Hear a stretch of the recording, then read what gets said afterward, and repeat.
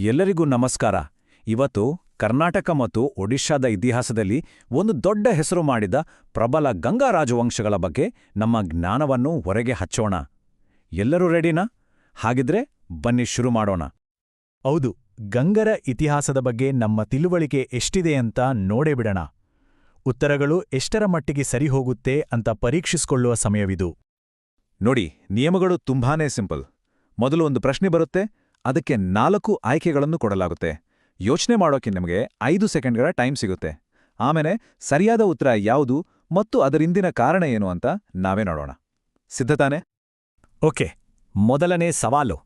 ನಮ್ಮ ಪಯಣ ಶುರುವಾಗೋದು ತಲಕಾಡಿನ ಪಶ್ಚಿಮ ಗಂಗರಿಂದ. ಅವರ ಆಡಳಿತ ಮತ್ತು ಸಂಸ್ಕೃತಿಗೆ ಸಂಬಂಧಪಟ್ಟ ಮೊದಲ ಪ್ರಶ್ನೆ ಇಲ್ಲಿದೆ ನೋಡಿ. ಮೊದಲನೇ ಪ್ರಶ್ನೆನೇ ತುಂಬಾ ಕುತೂಹಲಕಾರಿಯಾಗಿದೆ. ಗರುಡ ಪದ್ಧತಿ ಅಂದ್ರೆ ಏನು? ಇದು ಗಂಗರ ಕಾಲದ ಒಂದು ಬಹಳ ವಿಶಿಷ್ಟವಾದ, ನಿಷ್ಠೆಗೆ ಹೆಸರಾದ ಒಂದು ಸಾಮಾಜಿಕ ಆಚರಣೆ. ಇದರ ನಿಜವಾದ ಅರ್ಥ ಏನಾಗಿರ್ಬೋದು? ಬನ್ನಿ ಆಯ್ಕೆಗಳನ್ನ ನೋಡೋಣ. ಆಯ್ಕೆಗಳು ಹೀಗಿವೆ: ಎ.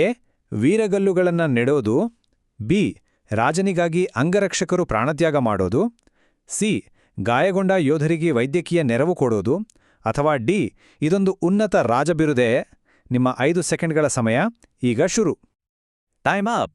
ಸರಿಯಾದ ಉತ್ತರ ಆಪ್ಷನ್ ಬಿ. ಇದೇ ಉತ್ತರವನ್ನು ಯೋಚಿಸಿದ್ದರೆ ನಿಮಗೆ ಒಂದು ದೊಡ್ಡ ಶಬಾಸ್. ಗರುಡ ಪದ್ಧತಿ ಅಂದ್ರೆ ಅದೊಂದು ಸಾಮಾನ್ಯ ನಿಷ್ಠೆ ಅಲ್ಲ. ಇದೊಂದು ಅದ್ಭುತವಾದ, ಅಸಾಧಾರಣವಾದ ಸ್ವಾಮಿ ನಿಷ್ಠೆಯ ಸಂಕೇತ. ಯೋಚನೆ ಮಾಡಿ, ಗರುಡರು ಅಂತ ಕರೆಸ್ಕೊಳ್ತಿದ್ದ ಈ ಅಂಗರಕ್ಷಕರು ತಮ್ಮ ರಾಜನಿಗಾಗಿ ಬದುಕ್ತಿದ್ರು.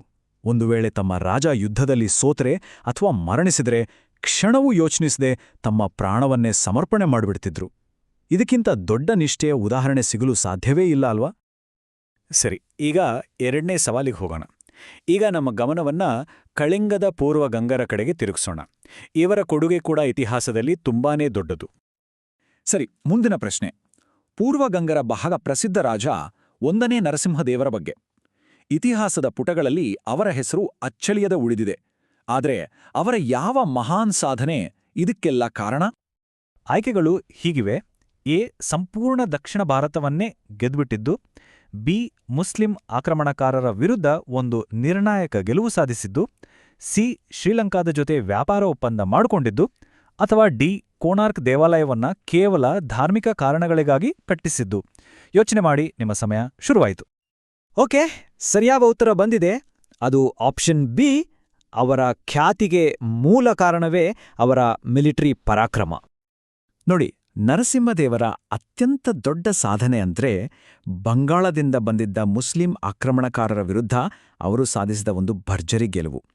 ಈ ಐತಿಹಾಸಿಕ ವಿಜಯದ ನೆನಪಿಗಾಗಿಯೇ ಜಗತ್ಪ್ರಸಿದ್ಧ ಕೋಣಾರ್ಕ್ ಸೂರ್ಯ ದೇವಾಲಯವನ್ನು ನಿರ್ಮಿಸಿದ್ರು ಅಂತ ಬಲವಾಗಿ ನಂಬಲಾಗಿದೆ. ಇದು ರಾಜಕೀಯ ಶಕ್ತಿ ಮತ್ತು ಕಲೆಯ ಒಂದು ಅದ್ಭುತ ಸಂಗಮ ಅಲ್ವಾ? ಈಗ ನಾವು ಬಂದು ತಲುಪಿರೋದು ನಮ್ಮ ಕೊನೆಯ ಮತ್ತು ಬಹುಶಃ ಎಲ್ಲಕ್ಕಿಂತ ಹೆಚ್ಚು ಚಾಲೆಂಜಿಂಗ್ ಆಗಿರುವ ಪ್ರಶ್ನೆಗೆ. ಇದು 2 ರಾಜವಂಶಗಳನ್ನ ಹೋಲಿಕೆ ಮಾಡುವ ಪ್ರಶ್ನೆ. ಪ್ರಶ್ನೆ ಹೀಗಿದೆ: ಪಶ್ಚಿಮ ಗಂಗರು ಮತ್ತು ಪೂರ್ವ ಗಂಗರು ಇವರಿಬ್ಬರ ನಡುವಿನ ಮುಖ್ಯ ವ್ಯತ್ಯಾಸಗಳನ್ನ ಈ ಕೆಳಗಿನ ಯಾವ ಹೇಳಿಕೆಗಳು ಕರೆಕ್ಟಾಗಿ ವಿವರಿಸುತ್ತೆ? ಸ್ವಲ್ಪ ಗಮನ ಕೊಡಿ.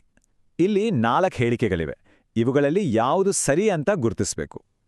ಹೇಳಿಕೆ 1: ಪಶ್ಚಿಮ ಗಂಗರು ಜೈನ ಧರ್ಮಕ್ಕೆ ಹೆಚ್ಚು ಪ್ರೋತ್ಸಾಹ ನೀಡಿದ್ರೆ ಪೂರ್ವ ಗಂಗರು ಶೈವ ಮತ್ತು ವೈಷ್ಣವ ಧರ್ಮವನ್ನ ಪೋಷಿಸಿದ್ರು. ಹೇಳಿಕೆ 2: ಪಶ್ಚಿಮ ಗಂಗರ ರಾಜಧಾನಿ ತಲಕರಡು, ಪೂರ್ವ ಗಂಗರ ರಾಜಧಾನಿ ಕಳಿಂಗನಗರ. ಹೇಳಿಕೆ 3: ಪಶ್ಚಿಮ ಗಂಗರು ಕನ್ನಡ ಮತ್ತು ಸಂಸ್ಕೃತವನ್ನ ಪೋಷಿಸಿದ್ರೆ ಪೂರ್ವ ಗಂಗರು ಒಡಿಯಾ ಮತ್ತು ಸಂಸ್ಕೃತವನ್ನ ಬೆಳೆಸಿದ್ರು. ಮತ್ತು ಹೇಳಿಕೆ 4: ಪಶ್ಚಿಮ ಗಂಗರ ಸಂಸ್ಥಾಪಕ ಮಯೂರ ಶರ್ಮ. ಈಗ ಹೇಳಿ, ಯಾವ ಕಾಂಬಿನೇಷನ್ ಸರಿ? ಎ. 1 ಮತ್ತು 2 ಮಾತ್ರ. ಬಿ. 2 ಮತ್ತು 3 ಮಾತ್ರ. ಸಿ. 1, 2 ಮತ್ತು 3 ಮಾತ್ರ. ಅಥವಾ ಡಿ. ಎಲ್ಲವೂ ಸರಿ. ನಿಮ್ಮ 5 ಸೆಕೆಂಡ್ ಶುರು. ಓಕೆ, ನಮ್ಮ ಫೈನಲ್ ಚಾಲೆಂಜ್ನ ಸರಿಯಾದ ಉತ್ತರ ಆಪ್ಷನ್ ಸಿ. ಅಂದ್ರೆ 1, 2 ಮತ್ತು 3ನೇ ಹೇಳಿಕೆಗಳು ಮಾತ್ರ ಸರಿ. ಉತ್ತರ ಸಿ ಯಾಕೆ ಸರಿ ಅಂದ್ರೆ 4ನೇ ಹೇಳಿಕೆ ತಪ್ಪು. ನೋಡಿ, ಪಶ್ಚಿಮ ಗಂಗರ ಸಂಸ್ಥಾಪಕ ಕೊಂಗುಣಿ ವರ್ಮ, ಮಯೂರ ಶರ್ಮ ಅಲ್ಲ. ಮಯೂರ ಶರ್ಮ ಕದಂಬ ವಂಶದ ಸ್ಥಾಪಕ. ಆದರೆ ಧರ್ಮ, ರಾಜಧಾನಿ ಮತ್ತು ಭಾಷೆಗೆ ಸಂಬಂಧಿಸಿದ ಮೊದಲ 3 ಹೇಳಿಕೆಗಳು 100ಕ್ಕೆ 100ರಷ್ಟು ಸರಿ. ಇದರೊಂದಿಗೆ ನಮ್ಮ ಇವತ್ತಿನ ಜ್ಞಾನ ಪರೀಕ್ಷೆ ಮುಗಿಯಿತು. ಎಲ್ಲರೂ ಹೇಗೆ ಪರ್ಫಾರ್ಮ್ ಮಾಡಿದಿರಿ ಅಂತ ನೋಡುವ ಸಮಯ. ನಾವು ಒಟ್ಟು 3 ಸವಾಲಿನ ಪ್ರಶ್ನೆಗಳನ್ನು ನೋಡಿದ್ವಿ. ಪ್ರತಿಯೊಂದು ಪ್ರಶ್ನೆಯು ಗಂಗರ ಇತಿಹಾಸದ ಒಂದೊಂದು ವಿಭಿನ್ನ ಆಯಾಮವನ್ನು ನಮಗೆ ಪರಿಚಯಿಸಿತು. ಹಾಗಿದ್ರೆ 3ಕ್ಕೆ ಎಷ್ಟು ಸಲಿ ಉತ್ತರ ಬಂತು? ನಿಮ್ಮ ಸ್ಕೋರ್ ಎಷ್ಟಾಯ್ತು ಅಂತ ಕಾಮೆಂಟ್ಗಳಲ್ಲಿ ನಮಗೆ ತಿಳಿಸಿ. ನೋಡೋಣ ಯಾರು ಗಂಗರ ಇತಿಹಾಸದ ಎಕ್ಸ್ಪರ್ಟ್ ಅಂತ. ಕೊನೆಯದಾಗಿ ಒಂದು ಮಾತು. ತಲಕಾಡಿನಿಂದ ಹಿಡಿದು ಕೋಣಾರ್ಕ್ವರೆಗೂ ಗಂಗರು ಕೇವಲ ಸಾಮ್ರಾಜ್ಯಗಳನ್ನ ಕಟ್ಟಲಿಲ್ಲ. ಅವರು ಧರ್ಮ, ವಾಸ್ತುಶಿಲ್ಪ ಮತ್ತು ಸಂಸ್ಕೃತಿಯಲ್ಲಿ ಒಂದು ಅಳಿಸಲಾಗದ ಪರಂಪರೆಯನ್ನ ಬಿಟ್ಟು ಹೋದ್ರು. ಅಧಿಕಾರ ಅಂದ್ರೆ ಕೇವಲ ಆಳ್ವಿಕೆ ಅಲ್ಲ, ಅದೊಂದು ಶಾಶ್ವತವಾದ ಕೊಡುಗೆ ಅನ್ನೋದನ್ನ ಅವರು ಸಾಬೀತುಪಡಿಸಿದ್ರು. ಮುಂದಿನ ವಿಶ್ಲೇಷಣೆಯೊಂದಿಗೆ ಮತ್ತೆ ಭೇಟಿಯಾಗೋಣ.